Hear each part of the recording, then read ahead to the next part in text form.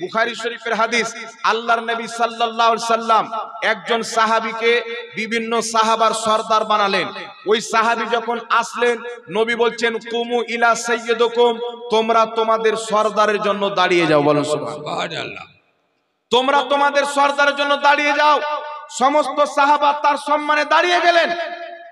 তারপরে হাদিস মিশকাত শরীফের বাবু মা জাআ ফিল কিয়ামের অধ্যায় হাদিস, আল্লাহর নবী সাহাবী বলছেন আমরা মজলিসে বসে থাকতাম, যখন নবী পাক উঠে যেতেন কুমনা কিয়ামা, আমরা সবাই নবীর সম্মানে দাঁড়িয়ে যেতাম। ইমাম নববী রাহমাতুল্লাহ আলাইহি বলছেন বুখারীতে নবী যে দাঁড়াতে বললেন, কিয়াম করতে বললেন, ওটা ছিল সম্মানের কিয়াম। ইমাম নববী রাহমাতুল্লাহ আলাইহি নিজের কিতাব আল কিয়ামু লি আহলিল ফজল, এই কিতাবের মধ্যে লিখেছেন ওটা সম্মান অর্থের কিয়াম ছিল। বুখারীর হাদিসকে উল্লেখ করে ইমাম ইবনে হাজার আসকালানী বুখারী শরীফের শারা ফাতহুল বারীর মধ্যে লিখেছেন ওটা ছিল সম্মানের কিয়াম। তাই ইমাম বাইহাকি বলছেন সম্মান অর্থে কিয়াম করা জায়েজ। ইমাম ইবনে হাজার আসকালানী বলছেন ফাতহুল বারীর মধ্যে সম্মান অর্থে কিয়াম করা জায়েজ। ইমাম মুল্লা আলী কারি মিশকাতের শারা মিরকাতের মধ্যে বলছেন আল কিয়ামু আলা ওয়াজহিল বিররি ওয়াল ইকরামে জায়েজুন, সম্মান অর্থে কিয়াম করা জায়েজ। এখন প্রশ্ন হলো সাহাবা নবীকে দেখে কিয়াম করেছেন, আমরা তো নবীকে দেখতে পাই না। ইমাম কাজী আয়াদ রাহমাতুল্লাহ আলাইহি শিফা শরীফের মধ্যে লিখছেন যেমন ভাবে সাহাবা নবীকে দেখে সম্মান করতেন, তেমন ভাবে কিয়ামত পর্যন্ত না দেখে সম্মান করা জায়েজ আছে। জোরে বলতে হবে সুবহানাল্লাহ। সাহাবা নবীর সম্মানে দাঁড়িয়েছেন, আমরা দাঁড়াচ্ছি, তো বিদআত হচ্ছে না সাহাবার সুন্নাত হচ্ছে? বাবা একটু জোরে বলেন। সাহাবার সুন্নাত হচ্ছে। কাফির নবীকে দেখে দাঁড়ায়নি, সাহাবা দাঁড়িয়েছেন। মুসলমানের মধ্যে কাফিরের চরিত্র থাকা উচিত নয়, সাহাবায়ে কেরামের চরিত্র থাকতে হবে। জোরে বলেন সুবহানাল্লাহ। এই জন্য আমরা কিয়াম করি। আর ওই বর্ধমানের গোপাল ভাড়ে মিহিদানা বলছেন যে কিয়ামের বয়স হলো 150 বছর। কত বছর? ওই যে কিয়ামের বয়স হচ্ছে 150 বছর। আমি ইমাম বাইহাকির কথা বললাম, প্রায় 1000 বছর পূর্বের মুহাদ্দিস। ইমাম ইবনে হাজার আসকালানী বললাম শত শত বছর পূর্বের মুহাদ্দিস। তারপর আরেকটি কিতাব বলছি সিরাতে হালবিয়া প্রথম খণ্ড, ইমাম হালবি রাহমাতুল্লাহ আলাইহি বলছেন সবাই মিলে দাঁড়িয়ে নবীকে সালাম দেয়, ইয়া নবী সালামু আলাইকা, এটাকে কিয়াম বলা হয়। এই কিয়াম করা মুস্তাহাব আজ থেকে প্রায় 450 বছর পূর্বে ফতোয়া দিয়েছে। ইমাম আব্দুল হক মুহাদ্দিস দেহলভী রাহমাতুল্লাহ আলাইহি নিজের কিতাব আখবারুল আখিয়ারের মধ্যে লিখতেছেন আজ থেকে প্রায় 450 বছর পূর্বে কিয়াম করা সওয়াবের কাজ। একটু জোরে বলতে হবে সুবহানাল্লাহ। আর বর্তমানের গোপাল ভাড় বলছে কিয়ামের বয়স হলো 150 বছর। একে পাগলা কুকুর কামড়ায়নি? পড়ে শুনে ফতোয়া দিতে হবে, তারপরে বক্তা হয়ে যাবে। এই জন্য বাবা বক্তা হওয়া সহজ নয়। উটাং পাটাং বক্তা নিয়ে আসলে আমও যাবে, ছালাও যাবে, যুক্তি দিয়ে ঈমান নিয়ে চলে যাবে। আল্লাহ পাক বুঝার তৌফিক দান করুক। সকলে পড়েন আল্লাহুম্মা আমিন। আমিন। আচ্ছা বাবা, ঈমানের পর সর্বশ্রেষ্ঠ ফরজ হচ্ছে নামাজ। কি ফরজ? নামাজ। ঈমানের পর সর্বশ্রেষ্ঠ ফরজ নামাজ। ইকামিস সালাত, নামাজ পড়ো। এই নামাজ নিয়ে মুসলমানদের মধ্যে দ্বন্দ্ব আছে না নাই? নামাজ নিয়ে দ্বন্দ্ব আছে। আমরা যখন নামাজ পড়ি নাভির নিচে হাত বানি, কিছু লোক নামাজ পড়ে বুকের উপরে হাত বানে, আর কিছু লোকের কিছু যুবক ছেলে পেলেকে কিছু লোককে রাস্তাতে ধরে চটি বই দিয়ে দেয়, ভুলভাল বই লেখা বই দিয়ে দেয়, আর ওই বই নিয়ে বুক থেকে হাত টেনে নিয়ে আসে আপনার নাভি থেকে বুকের উপরে। একটা কথা মনে রাখবেন, সমস্ত হাদিসকে সামনে রেখে পড়ে শুনে ইমাম তিরমিজি শরীফের মধ্যে ফতোয়া দিয়েছেন। তিরমিজি শরীফ নাম শুনেছেন তো? 6টি সহিহ হাদিসের কিতাবের মধ্যে একটি অন্যতম কিতাব তিরমিজি শরীফের মধ্যে ইমাম তিরমিজি রাহমাতুল্লাহ আলাইহি বলছেন আহলুল ইলমদের, সাহাবা তাবেঈনদের এটা মাযহাব। তাদের মধ্যে অসংখ্য সাহাবা আহলুল ইলম নাভির নিচে হাত বানাকে গ্রহণ করেছেন, আবার অসংখ্য নাভির উপরে হাত বানাকে গ্রহণ করেছেন। তো ইমাম তিরমিজি কটা তরিকা বয়ান করলেন? হাত বানার দুটো তরিকা, এক নাভির নিচে, আর এক নাভির উপরে, বুকের উপরে নয়। ইমাম মালিক বলছেন বুকের উপরে হাত বানা মাকরুহ। ইবনে তাইমিয়া যারা বুকে হাত বানে তাদের সবচাইতে বড় গুরু ইবনে তাইমিয়া সিফাতুস সালাত কিতাবের মধ্যে লিখছেন বুকের উপরে হাত বানা মাকরুহ। ইবনে তাইমিয়ার ছাত্র লিখছে বুকের উপরে হাত বানা মাকরুহ। মাকরুহ বলা হয় শরীয়তে অপছন্দনীয় কাজকে, সুতরাং শরীয়তে বুকে হাত বানা অপছন্দনীয় কাজ। নাভির নিচে বা নাভির উপরে হাত বানাটাই হচ্ছে মুস্তাহাব। জোরে বল সুবহানাল্লাহ। যারা বুকের উপরে হাত বানে পৃথিবীর কোন কিতাবের মধ্যে থেকে একটা কোন সহি মারফু মুত্তাসিল হাদিস কিয়ামত পর্যন্ত দেখাতে পারে না, কারণ বুকের উপরে হাত বানার কোন সহি হাদিস নাই। আবু দাউদ শরীফের হাদিস পেশ করে, সে আবু দাউদ শরীফের হাদিসকে জুবের আলী জাই নিজের কিতাবের মধ্যে, কিতাবটির নাম হচ্ছে নামাজে হাত বানার মাকাম এবং হুকুম, সেই কিতাবের মধ্যে বলছে বুকের উপরে হাত বানার হাদিস যে আপনার আবু দাউদে আছেন, সেই হাদিসটি জুবের আলী জাই আহলে হাদিস যারা বুকে হাত বানে তাদের ইমাম বলছে হাদিসটি জয়ীফ। তারপরে চলে আসেন সহিহ ইবনে খুজাইমার হাদিস পেশ করে, ওই হাদিসটি জয়ীফ। যত হাদিস বুকে হাত বানার 4টা 5টা হাদিস পেশ করে, প্রত্যেকটা হাদিস হচ্ছে জয়ীফ, একটাও হাদিস সহি নয়।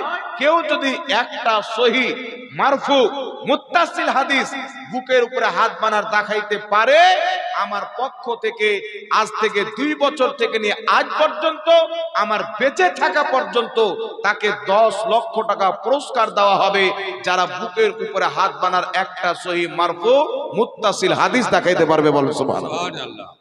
চ্যালেঞ্জ থাকলো আমার, তবে চ্যালেঞ্জ যেন কোনো ফালতু লোক অ্যাকসেপ্ট না করে। কি জোকার লোক ফোন করে বলছে হুজুর আমি দেবো, দেন 10 লাখ টাকা। তো তোমার মতন তো আমার বাড়িতে গরু ছাগল পুষি আমি, তো তোমার সাথে বসবো মানে? তোমার বড় বড় আব্বারাকে নিয়ে এসো, জলঙ্গির বিমল দাসের বেটাকে বসাও, তোমাদের যারা বড় আছে বসাও, একটা হাদিস দেখিয়ে দেখ 10 লাখ জাবান মুমিনের জাবান, তাকে পুরস্কার দেওয়ার যদি না দেখাইতে পারে তাকে তওবা করে বুকের উপরের হাতকে সরিয়ে নাভির নিচে হাত বাঁধতে হবে। এটা আমার নবীর তরিকা। বলেন সুবহানাল্লাহ। একটা হাদিস আপনাকে শোনাচ্ছি, শুনেন। বুকের উপরে হাত বানার কোন সহি হাদিস নেই, আমি চ্যালেঞ্জ করে দিলাম। কাউরি যদি হিম্মত থাকে তাদের বড় আলিমের সাথে যোগাযোগ করে আমার সাথে বসাক, আমি এনি টাইম রেডি আলহামদুলিল্লাহ। তারপরে চলে আসেন নাভির নিচে হাত যে আমরা বাঁধি, এই মর্মে সহি হাদিস আছে না নাই? এই মর্মে 4টি সহি এবং হাসান হাদিস রয়েছে, তার মধ্যে মাত্র একটা হাদিস উপস্থাপন করতেছি। কিতাবটির নাম মুসান্নাফে ইবনে আবি শাইবা, লেখক ইমাম ইবনে আবি শাইবা, ইমাম মুসলিমের শিক্ষক যিনি মুসলিম শরীফ লিখেছেন, তিনার উস্তাদ ইমাম ইবনে আবি শাইবা নিজের কিতাব মুসান্নাফে ইবনে আবি শাইবার মধ্যে হাদিসটি উল্লেখ করেছেন। যেই হাদিসকে লা মাযহাবিদের গুরু আব্দুর রহমান মুবারকপুরি নিজের কিতাব তোহফাতুল আহওয়াজের মধ্যে সহি বলেছেন, যেই হাদিসটিকে ইমাম নিবামি রাহমাতুল্লাহ আলাইহি নিজের কিতাব আসারুস সুনানের মধ্যে সহি বলেছেন, যেই হাদিসটিকে আমার জানা মতে 5 জন ইমাম সহি বলেছেন। হাদিসটি কি? হযরতে আলকামা ইবনে ওয়াইল ইবনে হুজুর নিজের পিতা থেকে বর্ণনা করছেন। তিনি বলছেন নবী পাক সাল্লাল্লাহু আলাইহি সাল্লামকে দেখলাম নামাজে ইয়াদা ও ইয়ামিনাহু আলা শিমালিহি ফি সলাতি তাহতা সুররা, নবী পাক যখন নামাজে হাত বাঁধতেন নিজের ডান হাতকে বাম হাতে রেখে ফি সলাতি নামাজে তাহতা সুররা নাভির নিচে বাঁধতেন। জোরে বলতে হবে সুবহানাল্লাহ। আরেকটু জোরে হবে না? নবী পাক কোথায় হাত বাঁধতেন? নাভির নিচে হাত বাঁধতেন। তো নাভির নিচে নবী পাক হাত বেঁধেছেন, আমরা যদি নাভির নিচে হাত বাঁধি নামাজ হবে কি হবে না? এখন কিছু লোকের প্রশ্ন হলো হুজুর কাবার ইমাম তো নাভির উপরে হাত বাঁধে, লক্ষ্য করে দেখবেন যিনি কাবার ইমাম আছেন তিনি বুকের উপরে হাত বাঁধেন না, তিনি বাঁধেন নাভির উপরে। ইমাম তিরমিজি বলছেন আহলুল ইলমদের মধ্যে 2টি মত প্রকাশ্য হয়েছে, একটা নাভির নিচে, একটা নাভির উপরে। ইমাম শাফির যারা মাযহাব মানে তারা নাভির উপরে বাঁধে, যারা আবু হানিফার মাযহাব মানে তারা মুসান্নাফে ইবনে আবি শাইবার নবীর সহিহ হাদিসে আমল করে নাভির নিচে হাত বাঁধে। জোরে বলেন সুবহানাল্লাহ। এখন কেউ সারা জীবন হানাফি, ওর বাপ নাভির নিচে হাত বেঁধেছেন, ওর দাদা বেঁধেছেন, পরদাদা বেঁধেছেন, এখন এসে ও যদি বুকের উপরে বা নাভির উপরে হাত বাঁধে চলবে না। কারণ আপনাকে যদি জ্বর হয় একসাথে 25টা ডাক্তার দেখান তো জ্বর ঠিক হবে না, ব্যারাম উঠে যাবে নাকি বলেন? একটা ডাক্তার আপনাকে দেখাতে হবে। তো যেই মাযহাব আপনার বাপ দাদা থেকে মেনে আসছেন ওই মাযহাবে আপনাকে কায়েম থাকতে হবে। হানাফি হলে হানাফি, শাফি হলে শাফি, কোন মাযহাবকে ত্যাগ করা যাবে না। 4টি মাযহাবই সহি, তবে 4 মাযহাবের মধ্যে কোন মাযহাবে নাই যে বুকে হাত বাঁধতে হবে, কেউ নাভির নিচে, কেউ নাভির উপরে, কেউ হাত ছেড়ে দিয়ে, এইগুলো আছে। বুকের উপরে হাত বানা মাকরুহ, বিদআতে মাকরুহা, তাই বুকের উপরে হাত বানা যাবে না, নাভির নিচে হাত বানা সুন্নাত। জোরে বলেন সুবহানাল্লাহ। যিনি কাবার ইমাম ইনি হাম্বলি মাযহাব মানে, হাম্বলি মাযহাব মানার কারণে তিনি নাভির উপরে হাত বাঁধে, কিন্তু এইভাবে বুকে বাঁধে না। আর দলিল আমাদের কাবার ইমাম নয়, দলিল হচ্ছে কোরআন এবং হাদিস। কথা আছে? কাবার ইমাম হলো মানুষ। কালকে যদি কাবার ইমাম কোথাও গিয়ে দারু পান করে নেয়, তাহলে দারু হালাল হয়ে যাবে? মানুষ আজ ভুল করতে পারে কি পারে না? একটু জোরে বলেন, পারে কি পারে না? এক জামানা ছিল, আজ থেকে ৭০-৭৫ বছর পূর্বে, কাবাতে নামাজি ছিল নাভির নিচে হাত বাঁধনেওয়ালা, আস্তে আমিন বলনেওয়ালা। নাভির ব্যাপারে তো হয়ে গেল। এখন কিছু দেখবেন নামাজি মানে ফিতনা তৈরি করার জন্য কিছু মৌলবি বেরিয়েছে লামাযহাবী নামে। মানে শয়তান এখন আরাম করছে, ও বলছে আমি খেলাফত দিয়ে দিয়েছি লামাযহাবী মৌলবীকে, এখন তুই দ্বন্দ্ব কর। মসজিদে দ্বন্দ্ব, মাদ্রাসাতে দ্বন্দ্ব, সব জায়গায় দ্বন্দ্ব লাগাচ্ছে। এরা পুরো ইসলামের সর্বনাশ করেছে বাবা। আজকে দাড়ি টুপিওয়ালা দেখলে মানুষ আতঙ্কবাদ মনে করে, করে কি করে না? বহু জায়গাতে আজ থেকে প্রায় ৩০-৪০ বছর পূর্বের লোককে জিজ্ঞাসা করেন, যারা আলিম ওলামা ছিলেন, ইনারা যখন রাস্তাতে চলতেন, পুলিশ দেখতেন, বলে আলিম আছে ছেড়ে দাও, ধর্মর গুরু আছে যাও। আর এখন মৌলবি দেখলে বলছে আগে তুমি দাঁড়াও। কেন? মৌলবি দেখলে সন্দেহ কোথায় থেকে হলো? আমেরিকার 4টা জাহাজকে ওসামা বিন লাদেন হাইজ্যাক করেছিল। হাইজ্যাক করার পর তাদের ওই জামানায় সবচাইতে বড় বিল্ডিং ছিল আপনার আমেরিকাতে, এখন আছে দুবাইয়ে বুর্জ খলিফা। আমেরিকার বিল্ডিং এ জাহাজ মেরে হাজার হাজার লোককে এমনিতে বিনা দোষে কতল করেছিল। আর সেই কতলের জিম্মেদার ওই জামানার প্রেসিডেন্ট ছিল আমেরিকার আপনার জর্জ বুশ। জর্জ বুশ বলেছিল এই হামলার পিছনে ওসামা বিন লাদেনের হাত আছে। তখন ওসামা বিন লাদেন মানেনি, কিছুদিন পর বলেছিল হামলা আমি করেছিলাম, পরিজন যদি পড়ে তো আরেকবার হামলা করবো আমেরিকার উপরে। যখন সব জেনে গেল, আর যত লোক জাহাজকে হাইজ্যাক করেছিল সবার নাম মুসলমান। কে আব্দুল্লাহ, কে আব্দুল গাফফার, নাম শুনে বোঝা যাচ্ছে পাক্কা মুসলমান। আমেরিকার মিডিয়া, দুনিয়ার একটা গুরুত্বপূর্ণ দেশ আমেরিকা, আমেরিকার মিডিয়ারা তখন থেকে ইসলামোফোবিয়া চালু করলো।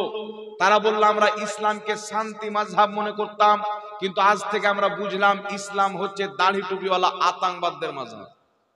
সেই দিন থেকে ইসলামের বদনাম হয়েছে। সেই কিচার আপনার সেই বাদবু ভারত পর্যন্ত এসেছে। এই ভারতে এককালীন হিন্দু মুসলমান বসবাস করত, কোনো চিন্তা ছিল না। আজকে হিন্দু মুসলমানেও দ্বন্দ্ব তৈরি হচ্ছে। এর জড় হচ্ছে ওয়াহাবি, এর জড় হচ্ছে লামাযহাবী।